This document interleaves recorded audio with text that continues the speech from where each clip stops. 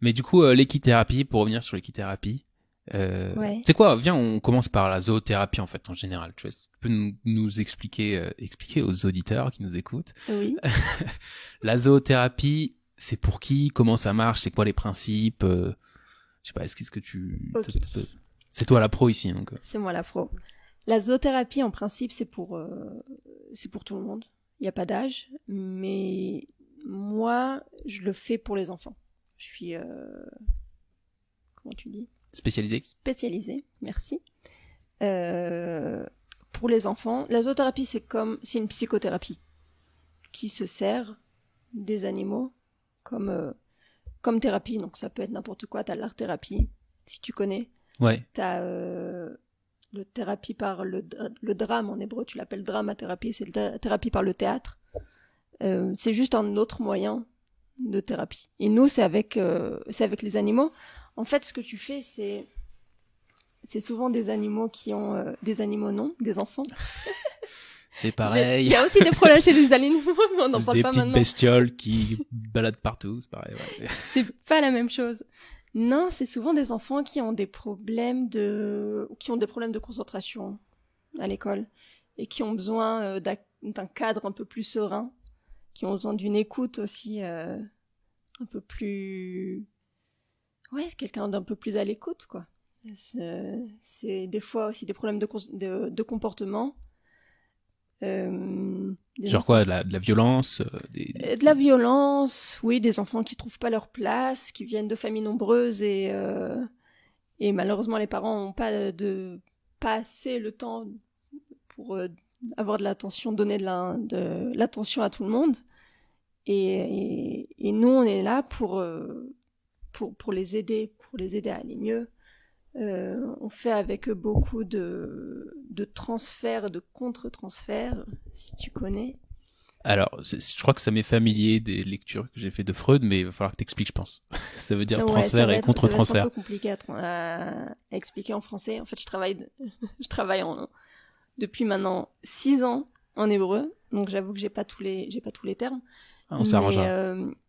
Mais ce qu'on fait, c'est on aide. En fait, moi et l'enfant ensemble, on s'occupe de l'animal, ok ? Et en s'occupant de l'animal, on a beaucoup de sentiments qui remontent, d'accord ? L'enfant, il peut voir l'animal qui a faim, qui a soif, qui est stressé, et le transfert, c'est l'enfant qui a qui en fait récupère toutes les sensations de l'animal, tous les sentiments de l'animal, il les récupère chez lui. Tu veux dire, s'il voit que le hamster, il a faim, ouais, il se dit, ah, moi aussi j'ai faim en fait. C'est-à-dire, il reconnaît le sentiment de la faim comme le sien propre. C'est-à-dire le fait qu'il est capable de reconnaître ça chez le hamster, ça veut dire qu'il est capable de reconnaître ça chez lui. Donc c'est le reconnecter à son expérience intérieure. C'est le reconnecter à son expérience intérieure. Donc ce transfert, donc le transfert, donc dans ce contexte, ça voudrait dire il transfère lui-même sur l'animal. Sur l'animal. Ah ouais. Et après, il y a ce que l'animal retransfère sur lui. Ah, parce que l'animal aussi, il pense qu'il y a un petit garçon. Comment ça se passe?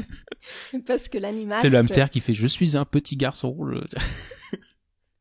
Parce que tu peux voir par exemple 2 animaux en cage qui sont en train de se battre, et l'enfant, il interprète ça comme c'est des amis, ils sont en train de jouer.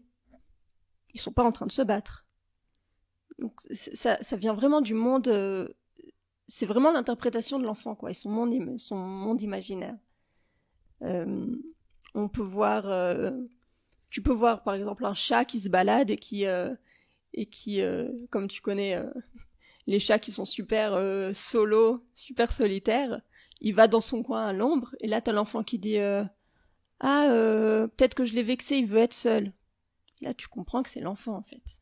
C'est l'enfant qui se sent seul, et il regarde l'animal et il dit cet animal il souffre. Non, l'animal il souffre pas. C'est comme ça que toi tu l'interprètes, parce que toi tu souffres. Et le rôle, alors ok, très bien. Alors, et le rôle du thérapeute là, de toi dans cette histoire, c'est juste tu l'accompagnes dans son contact avec l'animal, etc. Ou est-ce que, je sais pas, du comment il se comporte et comment l'interaction se fait avec l'animal, comment tu prends ça après dans une thérapie pour l'aider un enfant dans ses problèmes, quoi. Je l'aide d'abord à tout remettre en surface. Ça veut dire, je parle à l'enfant et je lui dis, ok, je vois que tu interprètes comme ci ou comme ça. Et là, l'enfant, quand il entend ce que tu dis de lui, c'est comme si je te disais maintenant, Yair, en fait, ce que tu dis, t'as l'air désemparé, t'as l'air triste. Un transfert dans le micro, en fait. Le micro, c'est moi. Ton micro, c'est ton moyen, d'accord? C'est ton moyen de communication. Ça c'est vrai. T'es en train de dire que je suis en train de monter un podcast, machin, etc., juste pour communiquer des choses, je sais pas, faut communiquer. T'es là pour communiquer. Je suis là pour communiquer, c'est sûr. T'es là pour que les gens t'écoutent. Ok. Ouais. Et t'es peut-être là aussi pour te dire des choses à toi-même. Est-ce que t'es en train de me psychologiser ou comment ça se passe? Désolée, pas du tout. C'était pas du tout prévu, ça. C'était pas du tout prévu, la psychanalyse. Ok. Non, tout ça pour dire qu'en fait, on est là avec l'animal et on aide vraiment... Enfin, c'est aussi une façon de donner à l'enfant des responsabilités.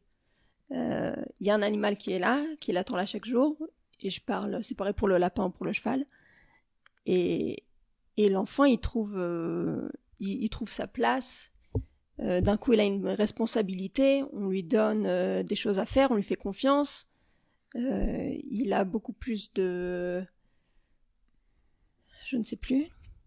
Il y a beaucoup plus de... Bitachon. De confiance en lui. Ouais, merci. Avec de la confiance en lui.